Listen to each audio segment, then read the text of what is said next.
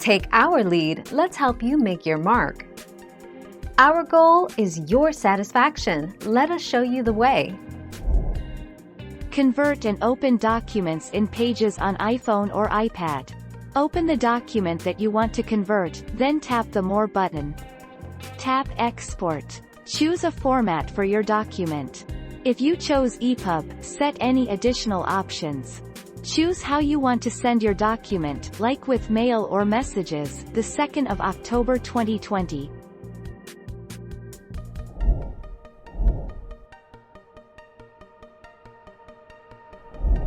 Let's help you make your mark. In Android, open the Share menu, then use the Print option. Choose Save as PDF as your printer. In iOS, tap the Share button in an app, then tap the Options panel at the top.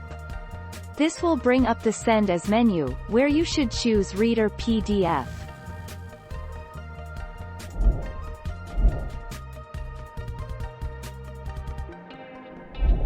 Let's help you make your mark. How to convert a Word document to a PDF. Open the file in Microsoft Word. Convert Word document to PDF. On Windows, click the Acrobat tab, then click Create PDF. Protect PDF, save as PDF file.